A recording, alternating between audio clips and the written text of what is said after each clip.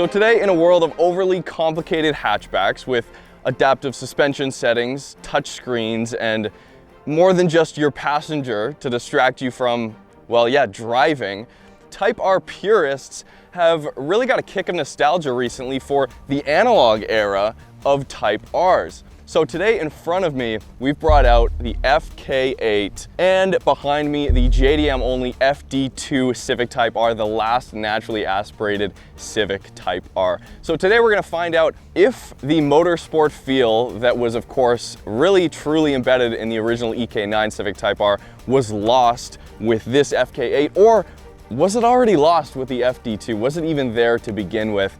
And is it worth it to go back in time, or should you guys wait for the new Civic Type-R that's right around the corner? So let's get in, let's go for a drive and see what's up.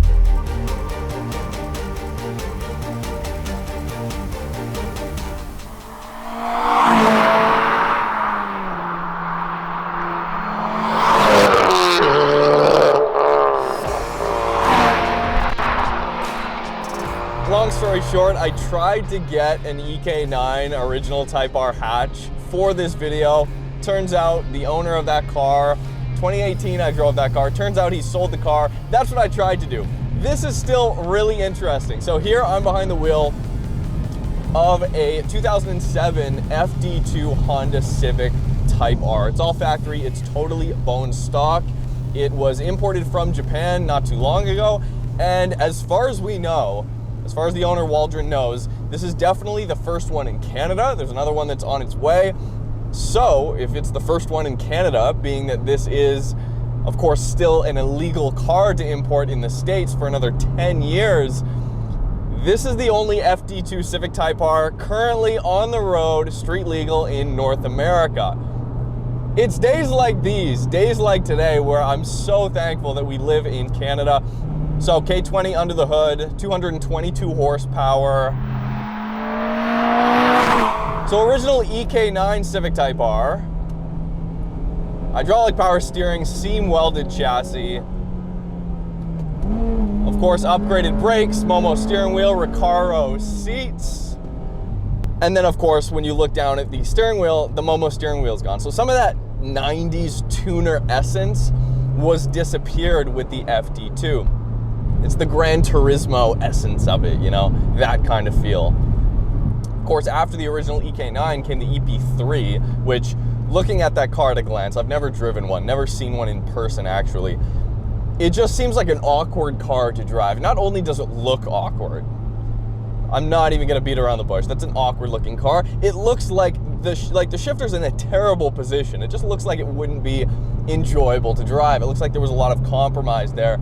And this was the last Civic Type-R that was built in Japan. After that, if you guys don't know, most of the Type-Rs were built in England. Even some of the later cars, engines were in fact built in Japan, shipped to England, the UK, to be assembled and fitted in the car in the factory, and then shipped back to Japan as a completed car for the JDM market. So this was the last NA Honda Civic Type-R that Honda ever built, and it was also the last Civic Type-R that was built all in Japan and assembled in Japan. A true JDM sports car.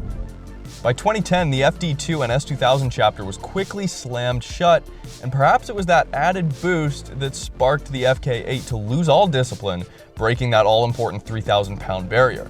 The FK8 is the modern front-wheel drive formula of the new turbo era. In 07, the white-on-white was the only dead giveaway. Okay, maybe the Type-R badges too. Still, subtle and clean lines. Fast, but without the ego. And of course, the wing on the back. The wing isn't nearly as crazy though as the FK8. The FK8's wing is just gnarly, totally crazy, over the top. See how the K20 does. Huge VTEC kick right after 6,000 RPM. Lots of grip. 225s all around here.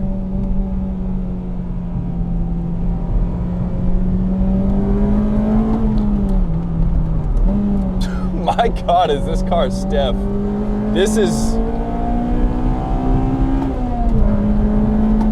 8,400 RPM.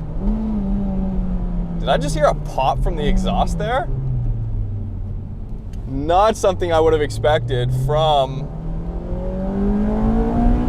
the K20.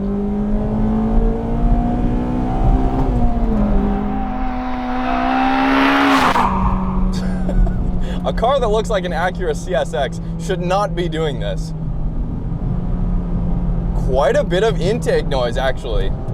Still has a lot of that raw sound and feel, but my God, this car is so insanely stiff.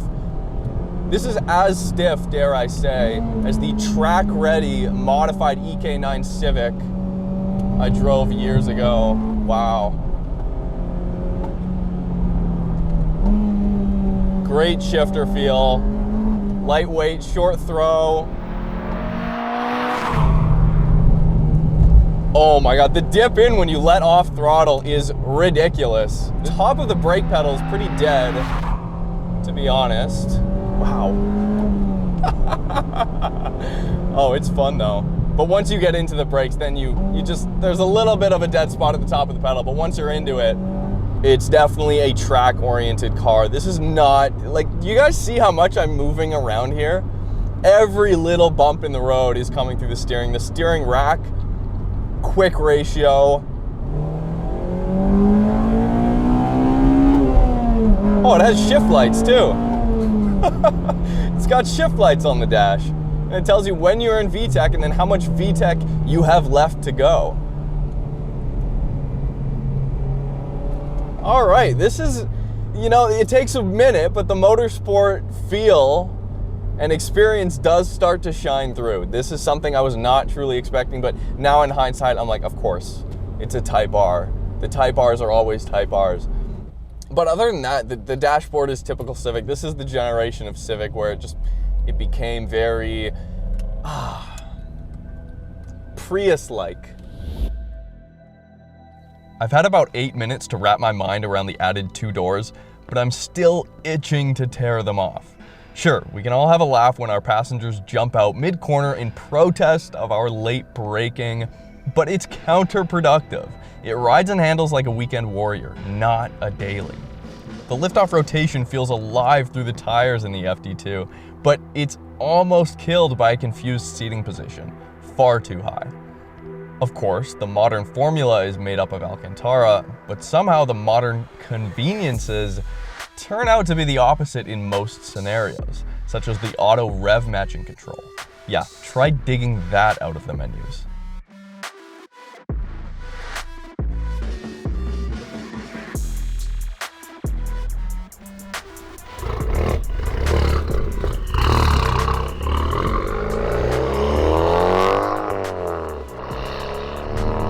So here's the other half. This is the FK8 Honda Civic Type-R. Yeah, all right, so as you guys can hear, as you guys can most likely hear, and by the cat that's running for his life ahead of us. We already killed a bird, I don't need to kill a cat today too. This one is modified. It does have bolt-ons and a tune. It's currently running about 30% ethanol content. It does also have an Acuity short shifter kit, which first impressions is awesome. It actually does, it has that, just a little hint of that gated shifter click to it. So we do have some numbers. So Colin's Civic Type-R here.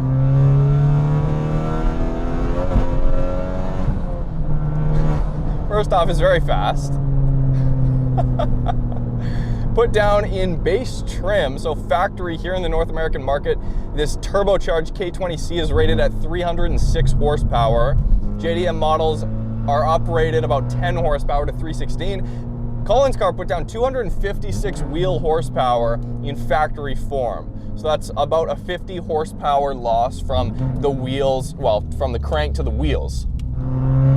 And it's putting down 337 wheel horsepower and 356 pound-feet of torque. That's huge. That I was not expecting, especially with a turbo VTEC Honda motor. a higher torque figure than power figure. That's something I expect when I drive a new turbocharged vehicle with a, let's say, a twin entry turbo that spools up incredibly quick, and it's all about the low and mid-range. Good thing about turbo Hondas is Honda will never sacrifice the top end, and that's what Type-R is all about.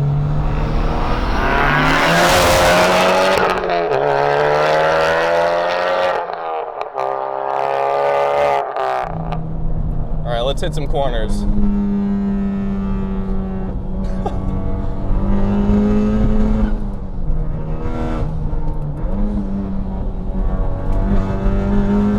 Wow.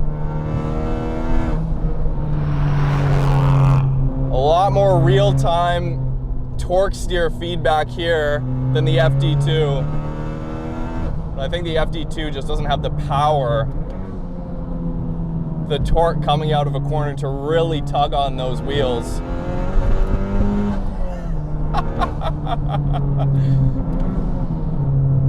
Steering's great here. It's a little smoother, actually.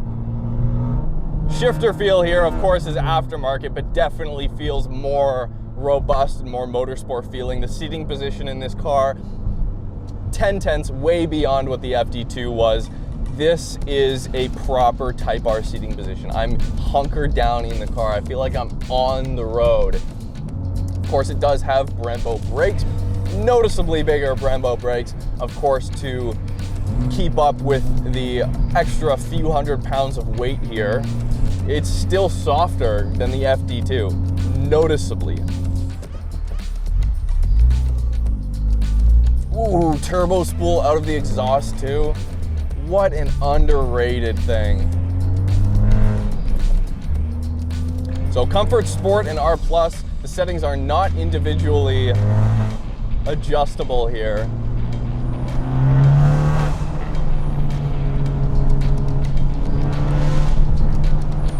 Does it sound good? Debatable.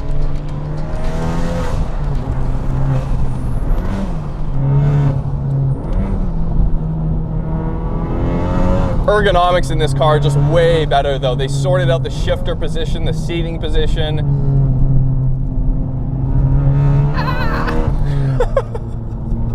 Torque steer is alive and well.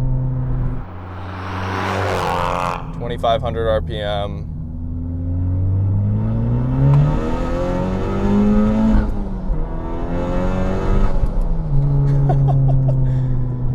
Redline 7, I find myself shifting closer to 62-ish.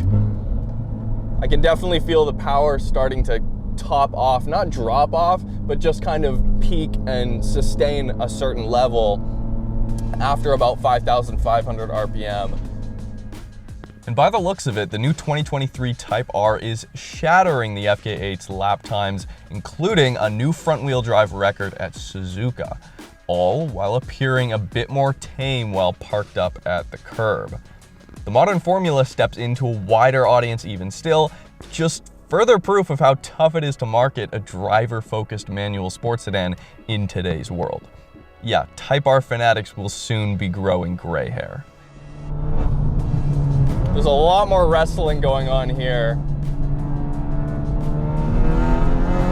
Not to say that it's more alive, but just the threshold of what you can actually accomplish here on the street is that much higher, and you have to be going that much faster to truly dive deep into the performance of this car. I mean, the performance is so high, and that's so abundantly clear, but because it does have a turbo, the torque is accessible on the street, and that's what makes it exciting. It is heavier, it has more mechanical grip, it has more power, it's more of everything. It's more gaudy, it's got the aggressive rear spoiler here, which visibility is still retained here. And the wide body's way more insane than the FD2. It looks crazy. This car is straight out of a video game for a tighter track, and something that is your weekend only car, FD2 all the way. If it's a more open track, higher speeds, or road trip, or dailying, it's the FK8 all the way. I mean, the creature comforts from a modern era car, yes, there's sacrifice in weight and other sections of the car in feel a little bit, not much. No, the EK9 pedigree feel does not come through this car, but it really does come through the FD2. Don't underestimate that car based on how it looks. The EK9 feel, 75% of it comes through that FD2. So the choice is yours. Thanks guys for watching. This is one of my favorite videos, one of my favorite days of driving I've had in a long time. Again, thank you guys so much for watching. We'll see you very soon.